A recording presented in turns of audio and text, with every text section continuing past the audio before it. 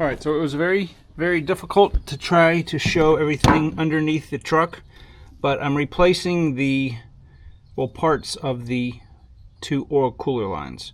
All right, so they just, in this truck, they go here and here. This is the oil cooler, and obviously they route under the engine.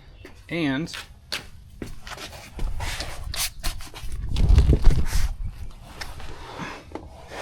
I've got a video on installing the fittings that you see right there. I had a problem with the oil cooler lines before leaking there, so I ended up putting some different fittings there, and you can see that there, hopefully. It's not that hard of a job, it's just really hard to film or to video. The only other part that was a little bit of a pain is right here. There's a bolt and a nut that clamp the lines. So it's much easier than doing the transmission lines for sure. So let's go look at the oil cooler lines and see what I'm going to be doing to them. All right, so here are the upper and lower oil cooler lines. The reason that I'm replacing these, the braided portion here, or the rubber hose, is, you can see it on my finger, it's leaking. These are the original ones. They're hard as a rock, so eventually they will probably have a really bad leak, so I want to go ahead and do that. Now on the ends of these, previously I had put some AN, I think these are AN-8 if I'm not mistaken, because I didn't want to reuse that stupid push lock connector, and I have the corresponding fitting sitting in the actual oil filter housing. So what I'm going to be doing is I'm just going to take a Dremel and we'll slice this here and here. I don't care if it touches this. I'm just want to be mindful of not damaging the aluminum part, because we're going to be reusing that. And on this side we'll be slicing this, and I'll take this shield off, and we'll be using this hard part. Now I'm going to get some AN adapters that will slide over here on both sides, and then will allow me to attach some high performance hose that's oil rated to replace this section right here. So you may be asking, why don't I just go and get the cheap Dorman ones? Well, because I don't want the cheap Dorman ones on there. These things are notorious for leaking.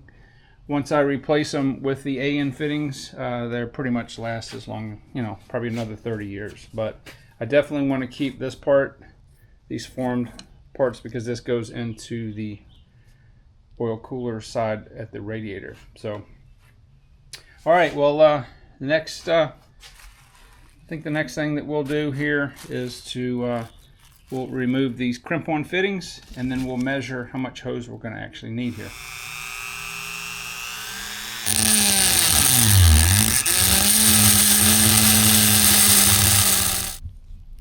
There we go. So I did scrape it just a little bit.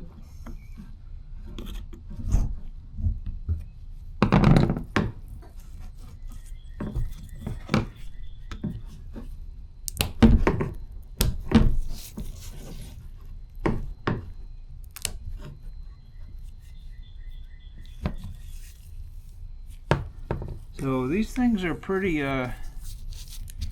stout. All right, so that's the crimp. It's got like a double flare, and we're going to be cutting it off right on the inside. All right, so the part that we're discarding is in the vise, and it should be very easy to cut because it's aluminum.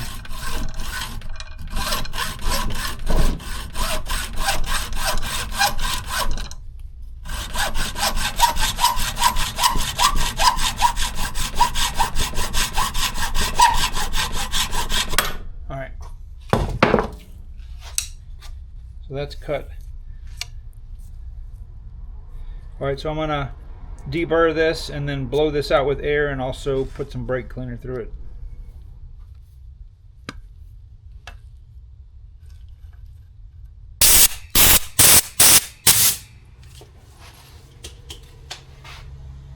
So when this was on here like this, right, the hose was about, it's about 1/4 of an inch, okay, and I cut it off right there. So the hose was 1/4 inch away from this end right here. So what I'm going to do is on the hard lines, right, we have these adapters, and it's got a little, I think they call that an olivet. So that basically slides over like that. And, well, first, don't forget to put this. This is the part that I'm concerned about, because there's not a lot of run here. So let's just see what happens. Put that on. Put this on like that. All right. So that should be plenty, because I'm going to just put that on like that. But before I do that, I want to put a little oil right here. They make a special lubricant, but I think if you just get some oil in there, it's fine. Now this will self-center.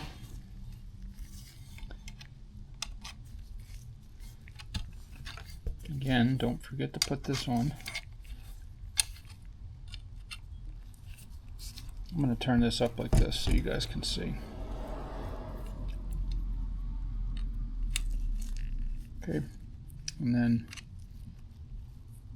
this part will go like this.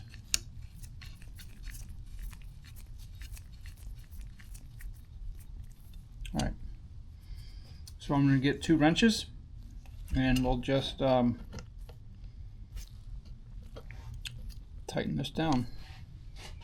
All right, so we've got this part on, so it'll sit in the truck, like we'll have the hose, and it'll sit like this. Okay, now this hose right here is about 11 1/4 inches from rubber to rubber, but we added about, it's about almost 1 1/4, so then that would be 10, and then this is about almost an inch here, so that would be 9 inches. So in order to keep the same overall length, this hose would need to be approximately 9 inches. But what I'm going to do before I commit to doing that is I'm going to take this, I'm going to go put this in the truck, I'm going to mount this side in the truck, and then we'll actually measure and see how much, because I could be off 1/4 and I want it to be near exact. So let me get this set up in the truck temporarily, and we'll see how much hose that I actually need. All right, so I thought the camera was recording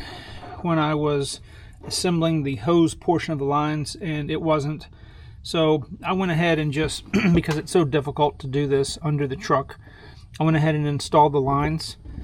Obviously this is the upper line and the lower line, and you can see, and I'm going to go under the truck, you can see the fittings there.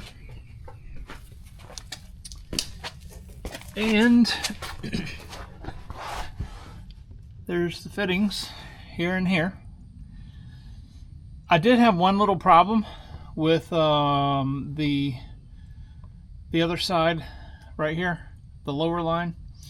I just had to rotate the hard tube because it had a little bend on it, and I had to bend it up so that it wouldn't have a conflict for space with the other line. So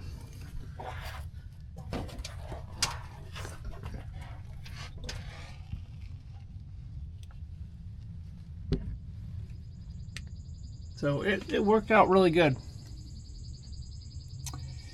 Right here, this upper line right here, it's got a little bend, and I had it pointing down, and it was touching this fitting right here. But it's just turned it, rotated a little bit, and it's perfectly fine. Now, the only thing that I wish I had, well, the camera I thought was recording and wasn't, is assembling the braided portion of the line with this fitting. There's a lot of videos on YouTube. If you'll just search AN fitting in a braided line, you'll see how to do it. It's very similar to doing this, except there's no collet or olivet on this side. It's just got the tube. You just put the nut on, and then this portion right here has a tube that fits inside the hose, and then you just, it's pretty hard. I recommend that you stick this in a vise and you put pressure on this as you're turning it with the wrench, and it'll start threading itself in. And this is very, very stable. So I expect that these will last at least as long as the factory ones did, if not longer. When I do, this is my transmission line set up to the cooler, and I've been having some problems a little bit with these compression lines. You can see there's a tiny little bit of transmission fluid. I am going to probably switch these compression fittings over to the AN fittings. Now when I do that, what I'm going to have to do is I'm going to have to cut these lines back to here so I have a straight run, and I'll have to cut it. I'll just be cutting the curve out of it, and I may get a fitting that's like this, but it's got a bend in it. And then on this side, I will use the same corresponding AN fitting over here. And then I just did this right here. I wanted to see if it was leaking from here or from the physical joint, and it's actually leaking just a tiny bit right there. It doesn't leak enough to drip a drop, but I will be doing that, and I'll film the video the process. But I'm very pleased with how this came out. I've driven this probably, I don't know, 20 miles so far, and there's no drips at all.